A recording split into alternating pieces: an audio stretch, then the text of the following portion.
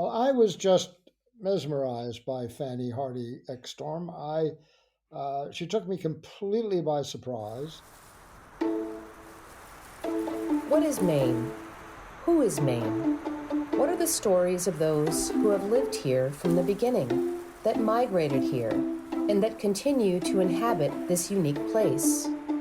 Close observers, who through words and images strive to capture the details in fiction, history, art, and song. These are conversations from the Pointed Firs, invoking the spirit of place with artists and authors from Maine. Welcome to Conversations from the Pointed Firs. I'm your host, Peter Neal. My guest today is Tommy Carbone, author of both fiction and nonfiction, outdoorsman, photographer, publisher, and collector of Maine lore and the work of forgotten or overlooked authors who invoke the spirit of Maine.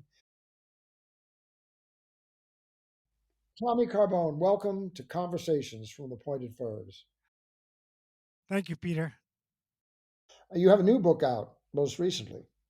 It's just released. It is called I Am Penobscot, and it is about the life of David Stone Libby, who was a river driver and a friend of who we're going to talk about today, Fanny Hardy Ekstrom.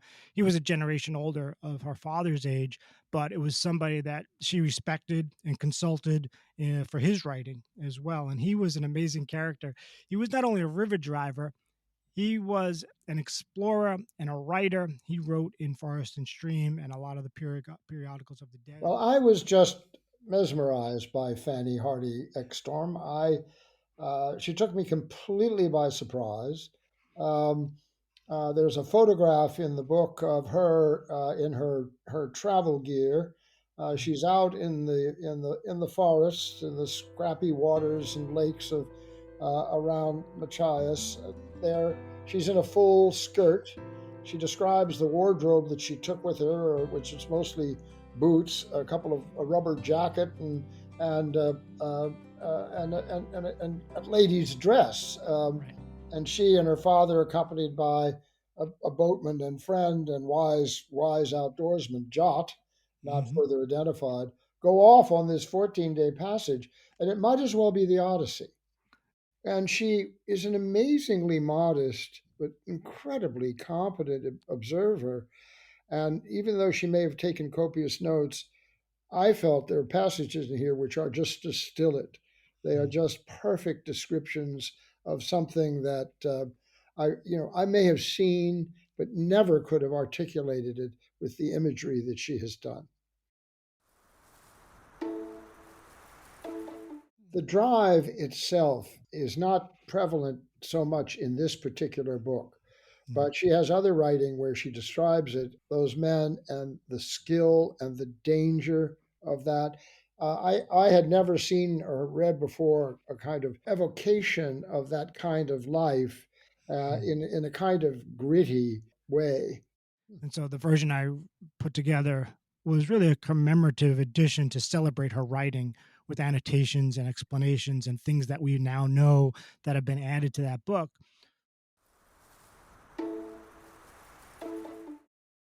She also, I'm told, was a collector of songs, folk songs, and sort of folk tales, and that she wrote these down. And Herself and Mary Winslow Smith documented the Woods and Lumberman ballads and the Sea Shanty ballads, and two books came out of that.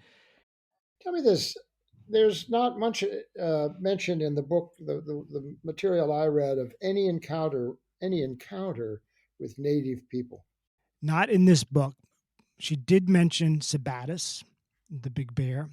He was a friend, a Penobscot Indian that Manley was friends with, and he would be on the trips sometimes. And he was at the Ripagina trip when he told stories. But this book is not prominent in that, although she did write several books about the Maine Native Americans, their customs, their legends. Yeah, the book is called Old John Neptune and Other Maine Indian Shamans. Did also a book on Indian place names of the Penobscot Valley and the Maine coast. Fascinating derivations in this book, where she talks about it's not Nickataus ending in OUS, it's Nickatois ending in WIS, which means the fork or the little fork. the cis kind of diminutive. The real fork is up at Medway on the Penobscot, which used to be Nicotow. I'll read one. This is just a little one from Exploring the Maine Woods. And it was beautiful for me, I thought. A canoe and paddles lay nearby, but we could not ruffle its tranquility. To me, such clear, still water suggests solidity more strongly than anything else, so that the comparison to glass or marble seems not only highly expressive, but the only illusion properly explanatory. It's not the surface of the water alone, Milton's clear hyaline, the glassy sea, but its depth and body, so to speak, which in proportion to the transparency of the water gives it more and more this appearance of being a solid block of glass, an underworld in which the fish are imprisoned. Our clearest ice looks scarcely more impenetrable than such pure, still water, to which may be given the fine Horatian phrase splendidior vitro, not of surface only, but of depth. I mean, if you try to visualize that in your mind, it's really a remarkable image of a kind of placid surface of a lake, implicit depth, but a frozen piece of ice, a kind of distillate elemental form. That's what writers do. She writes, the moosier, by way of explanation, is the Pondateria cordata, better known elsewhere as pickerel weed. With us, the Brassina palata and all the various kinds of Patamegeton are called pickerel weed. So it seems best to retain the hunter's name of moosier, bestowed because the leaves resemble the long, narrow ears of the moose, both as more exact and more apt. For the Pondateria is not, commonly speaking, a weed. In single specimens, the moosier is a beautiful plant, and as it grows on the margins of ponds and clumps of shining green, as clean and crisp as a calla, with spikes of purple loam dotted with gold, and played round by sportive insects.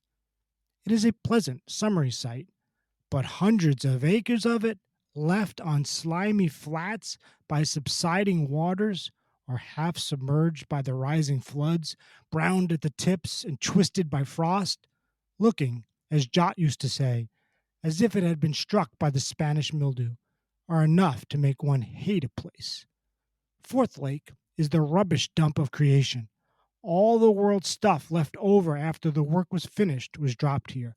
All the quag, deadwood, moose ear, horsebacks, and odds and ends not used in polishing that artistically uninhabitable country between Union River and the Machias. Only here, instead of bogs, barrens, and boulders, we have the impassable, sunken lands of Fifth Lake Stream, Penobscot Brook, the outlet, and chief of all, of unknown. And unknown refers to unknown stream and the upper and lower unknown ponds. Tommy, it's been wonderful. I knew it would be from our preliminary conversations.